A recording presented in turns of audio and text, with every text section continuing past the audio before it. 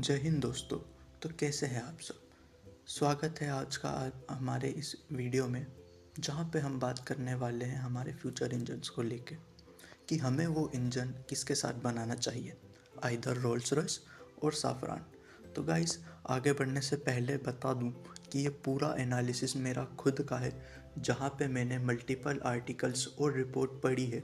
सालों से डिफेंस को फॉलो कर रहा हूँ, तो उसके बेसिस पे बताऊँगा, तो प्लीज़ लास्ट तक ज़रूर देखिएगा, फिर जाके किसी भी कंक्लूजन पे जाइएगा। तो गाइज़, जैसा कि कुछ दिनों पहले रिपोर्ट्स आई थी कि हमारी गवर्नमेंट 61,000 करोड़ की इंजन डील के लिए फ्रांस की साफरान को सपोर्ट कर रही है एंड उनके साथ इंजन डेवलप करना चाहिए, वो ऐसी बात कर रहे हैं। एंड जिसके लिए काफ़ी लोग ये तर्क देते हैं कि फ्रांस एक रिलायबल पार्टनर है। तो guys, reliability, of course France एक बहुत ही रिलायबल पार्टनर है, इसमें कोई भी डाउट नहीं है। पर क्या आप सिर्फ रिलायबिलिटी के बेसिस पे ये कह सकते हैं कि वो लोग जो चीज़ ऑफ़र कर रहे हैं वो बेस्ट है, या एटलीस्ट रोल्स रॉयस है बेस्ट है, या वो लोग सफिशिएंट ट्रैक ट्रांसफ़र करेंगे जिससे कि हम लोग आगे हमारा खुद का इंजन डेवलप कर पाएँ? तो इसका आंसर होगा नहीं और बिल्कुल भी नहीं। मैं ऐसा क्यों कह रहा हूँ, इसके पीछे काफ़ी रीज़न्स है। एक एक करके सब पे डिस्कस करते हैं। सबसे पहले हम टेक्नोलॉजी की बात करते हैं। तो टेक्नोलॉजिकली रोल्स रॉयस काफ़ी अच्छा है साफरान से। उन्होंने F136 इंजन बनाया था GE के साथ मिल के, जहाँ पे उन्होंने अडाप्टिव साइकिल पे अच्छा खासा वर्क किया था, बट वो लोग प्रेट एंड विटनी से हार गए थे। बट उनके पास एक्सपीरियंस है उस चीज़ को बनाने का, जो कि हमारे फेवर्ड पार्टनर साफरान के पास बिल्कुल भी नहीं है।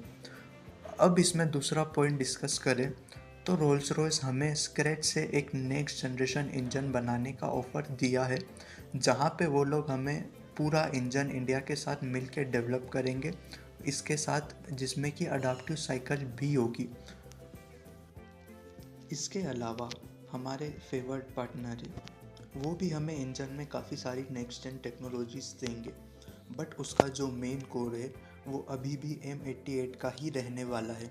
और इनफैक्ट साफरान ने अभी तक ये भी कंफर्म नहीं किया है, जहाँ पे वो हमें इस बात की एश्योरिटी दे रहे हो कि वो इंजन में अडाप्टिव साइकिल दे रहे हो।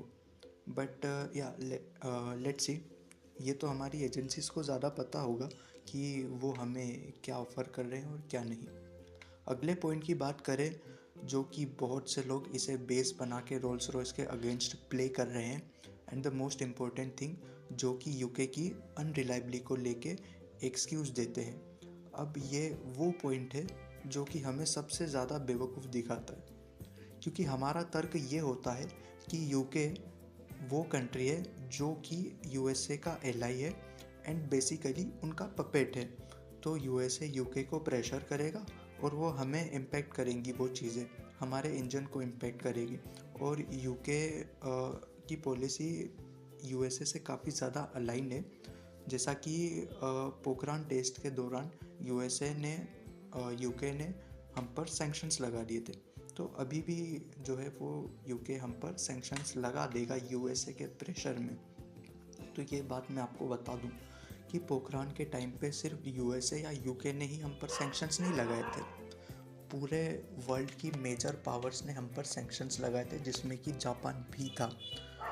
दूसरी बात मैं क्लियर कर दूं तो वो ये है कि वो 1998 था और अभी 2025 चल रहा है, जहाँ पे कि इंडिया और यूके की रिलेशंस फ़िलहाल नेक्स्ट लेवल पे चल रहे हैं। हमने अभी ही यूके के साथ में एक free trade agreement deal sign की है, जहाँ पे आगे भी आप देखेंगे तो ब्रिटेन और इंडिया की पार्टनरशिप और कोऑपरेशन बढ़ने ही वाला है, स्पेशली ब्रेक्सिट के बाद से। एंड मेरे को 1% भी कहीं से ये नहीं लगता है कि यूके इंडिया पे सैंक्शंस लगाएगा। इनफैक्ट ये कोऑपरेशन फर्दर आगे बढ़ेगा ही। तो जो लोग यूके की सैंक्शंस की बात कर रहे हैं वो एकदम ही बकवास पॉइंट है, लिटरली एकदम ही बकवास। अगर आप 1% भी लॉजिकल पर्सपेक्टिव से सोचें तो आपको ये बोलने से पहले ये सोचना चाहिए कि आपका इंडिजीनियस एयरक्राफ्ट में किस कंपनी का इंजन लगा है। इवन बात सिर्फ इतनी ही नहीं है, आपके आने वाले एयरक्राफ्ट्स, जिसमें कि तेजस मार्क 1, तेजस मार्क 1 है, तेजस मार्क 2, सब में जीई का इंजन लगने वाला है। इनफैक्ट द थिंग इज़ कि हम करीब करीब 400 से 450 तेजस के डिफरेंट वेरिएंट्स को इंडक्ट करेंगे, जिसमें कि इसी अनरिलायबल यूएसए का जनरल इलेक्ट्रिक्स का इंजन लगा हुआ। तो बेसिकली आप ये दो तरफा बात नहीं कर सकते हैं, जहाँ पे एक तरफ तो आप उस कंट्री के इंजन्स खरीद रहे हैं, हमारी कंट्री में बना रहे हैं, जो कि सैंक्शंस लगाता है, एंड दूसरी साइड आप उस कंट्री से कोऑपरेशन के लिए मना कर रहे हैं, जिससे कि आप कहते हैं कि ये प्रेशर में आ जाएगा। तो ये पॉइंट एकदम ही बकवास है। इनफैक्ट अगर आप डिफेंस को काफ़ी पहले से फॉलो कर रहे हैं तो आपको ये बात बिल्कुल नहीं भूलना चाहिए कि एमका के इंजन की 100% डेवलपमेंटल नो हाउ और कंप्लीट आईपीआर देने का प्रपोजल किसने दिया था। इनफैक्ट जिस साफरान को सपोर्ट किया जा रहा है, उन्होंने शुरू में तो ये प्रपोजल तक नहीं दिया था कि वो आईपीआर को देंगे। इनफैक्ट उन्होंने बहुत आगे तक भी यही कहा था कि वो जॉइंट आईपीआर के लिए तैयार है और वो जॉइंट आईपीआर ही करेंगे, जबकि उसी दौरान रोल्स रॉयस बार बार कंप्लीट आईपीआर की बात कर रहा था एंड 100% टेक्नोलॉजी ट्रांसफ़र की बात कर रहा था। वहीं वो तो अभी कुछ सालों से साफरान जो है वो कंप्लीट आईपीआर और जॉइंट डेवलपमेंट की बात कर रहा था, वरना इससे पहले तो उन्होंने ऐसी बात कभी भी नहीं कही थी। इनफैक्ट रोल्स रॉयस जो था उसने ये बात तक का एश्योरेंस दे रखा था कि वो कंप्लीट आईपीआर इंडिया को देंगे, जिससे कि इंडिया कंप्लीट कुछ भी मॉडिफिकेशंस इंजन में चाहे तो कर सकता है। इनफैक्ट किसी थर्ड कंट्री को भी वो लोग ये इंजन सेल कर सकते हैं बिना यूके की परमिशन के। जबकि हम अगली बात करें तो जैसा कि हमें पता है कि हमारे जितने भी ध्रुव हेलीकॉप्टर्स है उसमें इसी साफरान कंपनी का इंजन लगा हुआ है, जो कि आर्डिनेंस इंजन है, उसका एक डेरिवेटिव जिसे कि शक्ति इंजन कहते हैं, हम उसे यूज़ करते हैं। इस इंजन को इंडिया में पिछले 30 सालों से मैन्युफैक्चर कर रहे हैं, बट आज भी हमें उसके काफ़ी पार्ट्स के लिए साफरान पर डिपेंड रहना पड़ता है। इनफैक्ट अभी भी जो हमने IMRH के इंजन के डेवलपमेंट के लिए साफरान के साथ डील साइन की है, उसमें भी जॉइंट डेवलपमेंट के नाम पे साफरान के एक डेवलप्ड इंजन के बेसिस पे ही हम उस इंजन को डेवलप कर रहे हैं, जो कि सो कॉल्ड जॉइंट डेवलपमेंट का नाम दिया गया है उसे। अब ये तो भगवान ही जाने और हमारी कंपनी जाने कि वो लोग कितनी क्या टेक्नोलॉजी ट्रांसफ़र करेंगे, क्योंकि कुछ और डील्स की भी बात करें तो हमने इससे पहले उनके साथ में स्कॉर्पियन सबमरीन्स की डील की थी, जो कि 2005 में साइन की थी, और उसे भी उन्होंने इतना ज़्यादा डिले कर दिया था, इतनी ज़्यादा कॉस्ट ओवररन कर दी थी, जो कि जहाँ पे कि हमने पहली डील साइन करके 2005 में की और पहली सबमरीन 2016 में मिल रही है। तो ये बेसिकली एक बेवकूफ़ी है। दूसरी बात करूँ तो इंडिजीनियस कंटेंट की बात करूँ तो हमारी स्कॉर्पियन सबमरीन में फर्स्ट जो सबमरीन थी उसमें एक स्टैगरिंग पूरे 20% का इंडिजीनियस कंटेंट था। इनफैक्ट बात सिर्फ इतनी ही नहीं है, उन्होंने छठी सबमरीन में जो इंडिजीनियस कंटेंट था हमारी सबमरीन में, वो 20% से बढ़ के सीधा 30% हो गया था। और जब हमने 3 एडिशनल स्कॉर्पियन सबमरीन्स का ऑर्डर दिया और उसमें 60% इंडिजीनियस कंटेंट की बात की, तो वहाँ पे जो सबमरीन का कॉस्ट था सिर्फ 3 सबमरीन का, वो लिटरली 70,000 करोड़ पे पहुँच गया, जो कि बहुत ज़्यादा है। ये कॉस्ट ऑलमोस्ट 6-7 बिलियन डॉलर्स होती है, 3 सबमरीन के लिए 6-7 बिलियन डॉलर्स।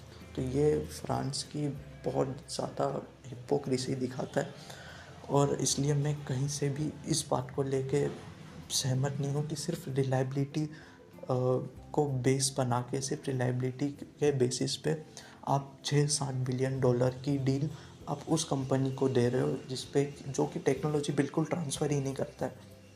इनफैक्ट वो लोग जब हमारे कावेरी इंजन को डेवलप करने की बात कर रहे थे, उस टाइम पे भी उन्होंने इंजन चेक किया, उन्हें ऑफसेट लॉस के 750-800 मिलियन देने थे।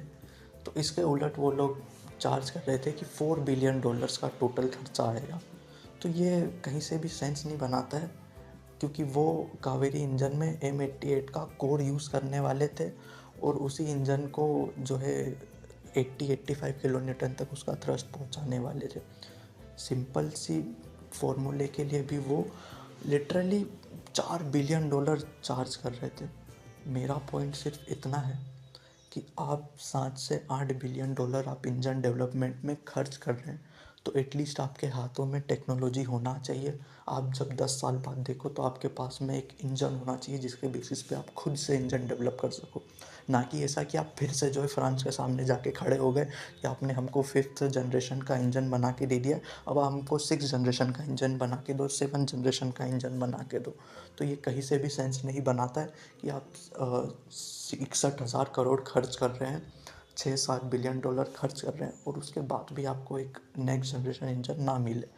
और यूके को बार बार अनरिलायबल बताना ये एकदम ही बेवकूफ़ी भरी स्टेटमेंट है और लिटरली मैं इससे कहीं से भी सहमत हूँ ही नहीं, क्योंकि रोल्स रॉयस की टेक्नोलॉजी काफ़ी बेस्ट है। इनफैक्ट अभी भी आप जैसे देखेंगे तो काफ़ी सारी रिपोर्ट में ये इंडिकेट किया गया है कि हमारी डीआरडीओ वो रोल्स रॉयस को ही सपोर्ट कर रही है, उनके साथ ही इंजन डेवलप करना चाहती है। बट जियोपॉलिटिकल फैक्टर्स को देख के गवर्नमेंट साफरान को फेवर कर रही है।